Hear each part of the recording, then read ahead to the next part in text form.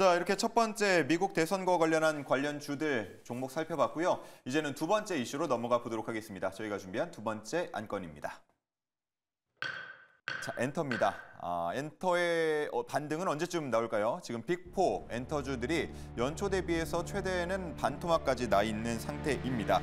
K 콘텐츠의 힘은 갈수록 커져가는 것 같은데 정작 엔터주의 주가 흐름 보시는 것처럼 정말 올해 계속 내리막길을 걷고 있고요. 이게 수익 구조의 문제다라는 지적도 이어지고 있는 상황입니다. 여러 가지 인적 리스크들도 있었고요. 자, 그렇다면 현재 조정세에 대한 분석 한번 해봐야겠고 앞으로 전망도 들어봐야 할 텐데요. 박철수 매니저님 엔터 전문가이시니까요. 어떻게 보고 계십니까? 네, 일단은 올해 또 가장 기대됐던 섹터였고 많은 수익을 줬던 게 또 엔터였는데 일단 꺾이기 시작하면서부터 굉장히 무섭게 빠지고 있는 상황이긴 합니다. 지금 뭐 하이브라든지 SMA라든지 제어웨이프라든지 YG라든지 모든 종목군들이 지금 동시에 내려가고 있는 상황인데 예. 오늘은 조금 반등이 나왔죠. 오히려 하이브가 한 4% 정도 올라줬었고 나머지도 일부 반등이 나왔는데 이걸로 추세 전환이라고 보기에는 아직은 사실 좀 어렵긴 합니다. 다만 가격적으로는 분명히 메리트가 있기 때문에 최근에 있었던 이런 저평가된 종목군들 쪽으로 순환매가 도는 걸 감안했을 때는 일부 비중은 한번 베팅을 해볼 만한 구간이다라는 점을 먼저 말씀드리겠고요.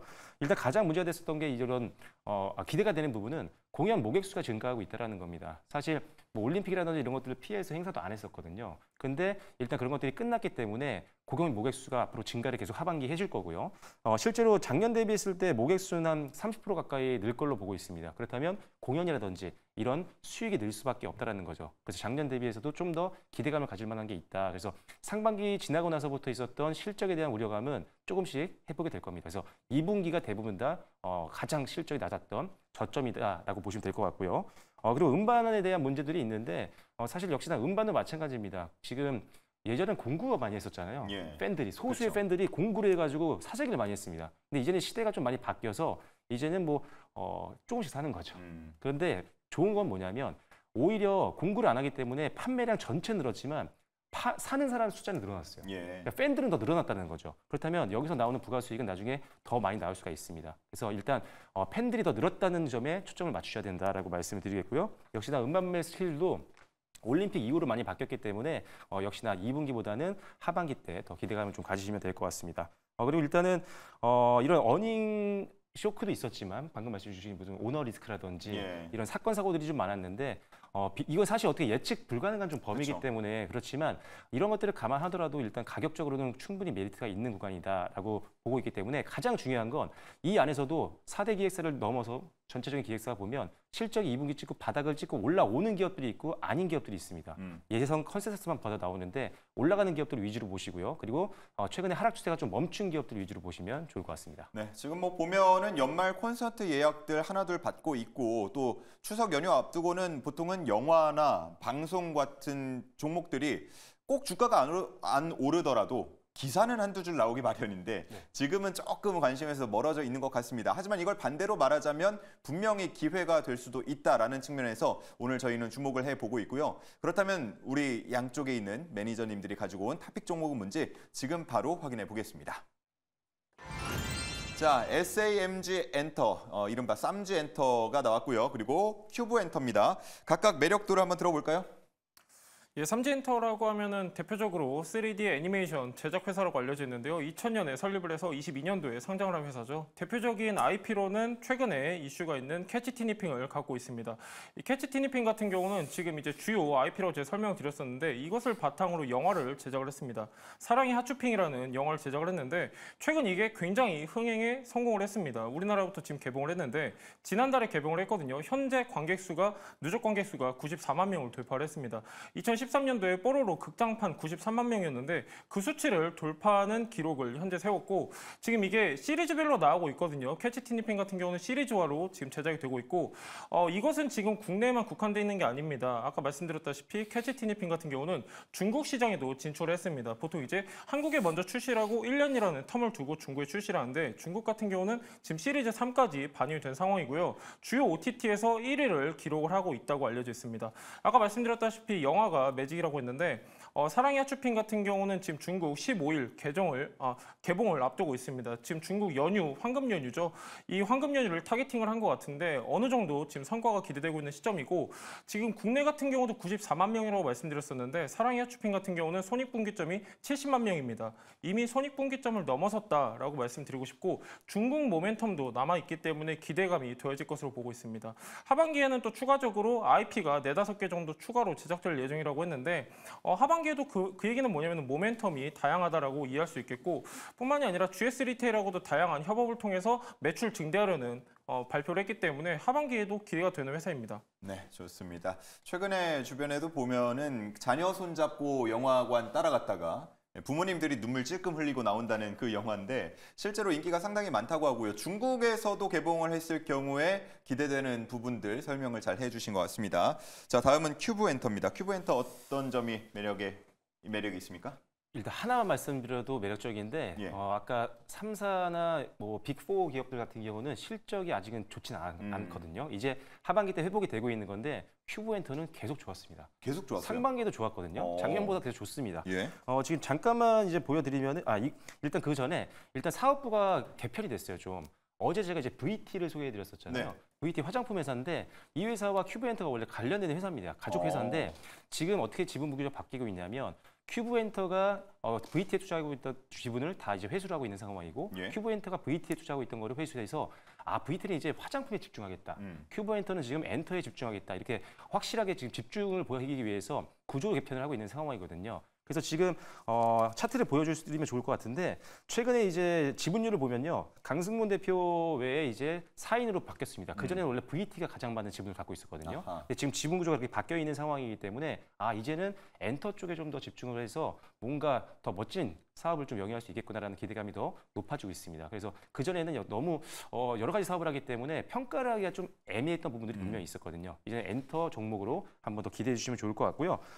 두 번째로는 이제 사측의 주가 부양 의지입니다. 최근에 이제 자사주 취득에 대해서 계속적인 공시가 좀 나와줬었거든요. 그래서 보시면은 취득 예상 기간이 올해 9월 2일부터 12월 1일까지입니다. 예. 취득 공시이기 때문에 보통 3개월 안에 끝내야 되거든요. 그래서 지금 최근에 투자자별 매매 동향 보시면 9월 1일부터 기타 법인 쪽에서 계속적인 지속적인 매수세가 좀 들어오고 있는 상황이기 때문에 일단은 역시나 이게 좀 추가적인 낙폭을 좀 방어해 줄 수 있고 오히려 주가 상승도 기대해 볼 수 있는 요인이라고 보시면 될 것 같습니다. 자, 마지막은 아까 말씀드렸던 차별화된 실적인데요. 지금 이 회사를 보면 엔터라고 전혀 보이지가 않습니다. 작년에 154억 원 정도의 영업이익이었는데 올해 벌써 상반기에만 110억 넘었습니다. 영업이익. 역시나 실적이 오히려 늘고 있는 대표적인 엔터주기 때문에 안정성을 보유하고 있다. 이렇게 보시면 될 것 같습니다. 예. 어쨌든 큐브엔터의 가장 유명한이라고 할까요? 아이들 그룹이 있는데 재계약 이슈가 남아 있는 것 같은데 요거는 문제 없습니까? 재계약 이슈 같은 경우는 일단은 잘 넘어갈 것 같아요. 일단은 아이들이 큐브엔터에서 하고 있는 어떤 활동들을 지금까지 봤을 때 뭐 특별한 문제도 별로 없고 사건 사고도 없고 개개가 충분히 할 만큼 서포트를 많이 해줬다라는 평가거든요. 큐브엔터에서도. 그리고 혹시 모를 재계약 불발을 대비해서 이미 큐브엔터가 준비를 하고 있는 것 같습니다. 최근에 한 365억 정도를 자금을 유치를 했거든요. CB도 발행하고 그다음에 금융권에서 단기 차입도 하고 그다음에 제3자 배정 유상증자도 했기 때문에 총 365억이면 일단 고가를 어느 정도 채워놨다. 그래서 어느 정도 계약금이라든지 이런 것들이 많이 올라간다고 했을 때 충분히 대응 가능한 영역이라고 보여지고 그러기에도 좀 많은 돈이긴 하거든요. 그래서 아무래도 신규 아티스트들 좀 더 키우기 위해서 거기에도 쓰려고 아무래도 자금을 좀 차입했던 것 같습니다. 그래서 일단 문제는 그렇게 많지 않을 것 같다. 네, 그렇게 말씀드리겠습니다. 알겠습니다. 자, SAMG 엔터, 큐브 엔터 이렇게 두 가지 종목을 살펴봤는데요. 주주들은 어떤 이야기를 하고 있는지 생생한 이야기 들어보겠습니다. 시크릿 주주 시간입니다. 네, 두 번째 시크릿 주주 시간입니다. 이번에는 SAMG 엔터 먼저 들어가 보도록 할게요. 오늘도 여러 의견 올라와 있는데요.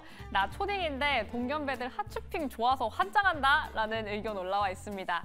현서핑과 함께하는 시크릿 주주도 많이 좋아해 주세요. 자세한 의견 들으러 입장해 볼게요. 중요한 게 극장 개봉이 아님 완구 판매율임이라고 남겨주시면서 중국도 파산핑 당해봐라 라는 의견 적어주셨습니다.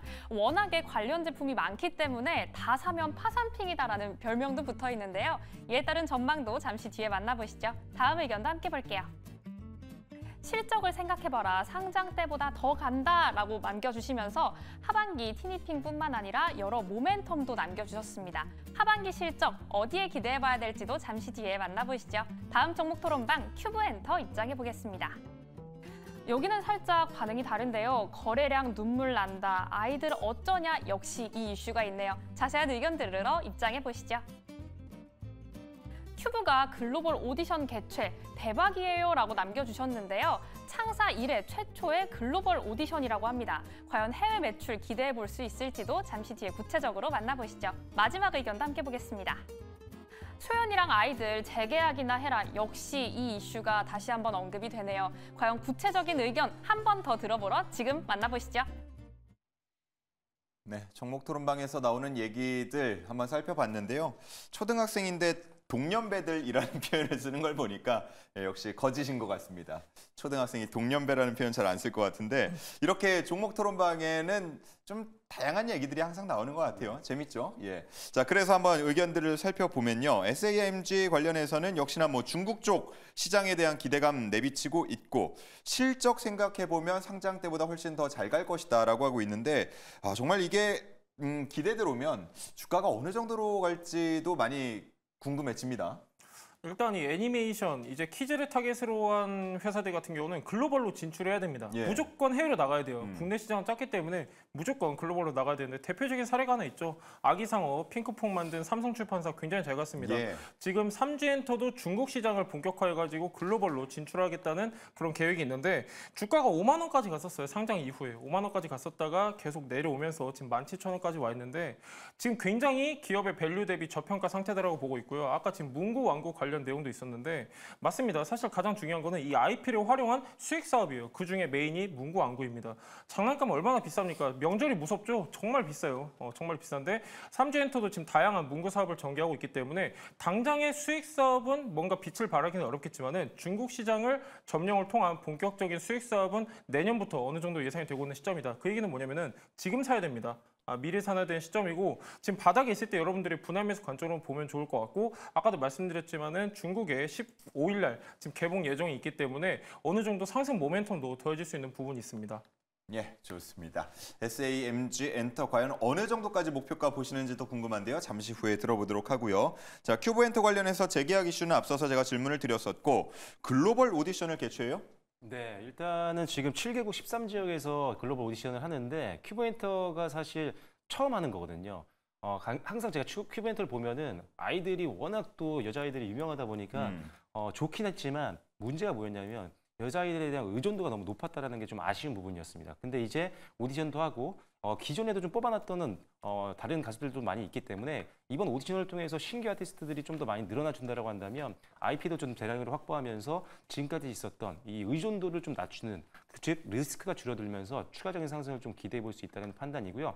그래서 앞서도 말씀드렸다시피 최근에 3자 배정에다가 유상증자에다가 이런 것들을 제3자 배정 유상증자에 전환사채 발행에다가 자금을 계속 끌어모았던 것들이 아무래도 이런 대형 뭔가 프로젝트를 하기 위한 초석이지 않았나 이런 생각을 하고 있습니다. 그래서 앞으로 이 자금을 어떻게 활용할지 계속 지켜보긴 해야겠지만 일단은 긍정적으로 보고 있습니다. 회사의 어떤 리스크 요인들을 해소하기 위한 행보기 때문에 앞으로 큐브엔터 이제 뭐 5대 기획사는 아니지만 이렇게 함께 묶어서 보시면 좋을 것 같습니다. 네, 좋습니다. 자, 큐브엔터까지 한번 질문을 드려봤고요. 그렇다면 가격 전략 무엇보다 중요합니다. 언제 사고 언제 파느냐가 가장 중요할 것 같은데 SAMG 엔터 현재 종가 17,160원인데 어느 정도까지 바라보십니까? 예, 삼지엔터 오늘 종가에 비하면은 조금 짧은 목표가인데요. 목표가는 2만 원 제시해드리도록 할 거고요. 손절가는 13,000원입니다. 굉장히 의미 있는 가격대로 잡았으니까요. 관심 있으신 분들은 분할 매수로 접근하시면 좋을 것 같습니다. 네, 좋습니다. 일단 2만 원 선 뚫는지 한번 지켜보자. 1차 목표가 2만 원이고요. 손절가 13,000원입니다.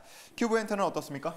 네, 큐브엔터 같은 경우는 지금 사실 외국인들의 수급이 그렇게 끊이지 않고 좀 들어오긴 합니다. 변동성은 매일매일은 있지만 꾸준하게 그래도 관심 보이는 종목이기 때문에 일단 수급적인 안정성을 확보했다라고 보고 있고요. 일단 저는 사실 실적이 좋기 때문에 좀 장기로 넣어도 된다는 판단이긴 합니다. 그래서 일단 이 종목은요. 상단까지 봅니다. 19,000원을 제시해드리도록 하겠고요. 예. 손절 라인은 12,000원으로 전 저점을 제시해드리도록 하겠습니다. 네, 좋습니다. 자, 지금은 뭐 워낙 변동성이 있는 장이다 보니까 보통은 목표가도 짧게, 손절가도 짧게 잡기 마련인데 큐브엔터는 19,000원까지 내다봤습니다. 그리고 손절가는 12,000원이라는 점 참고를 해주시면 되겠습니다.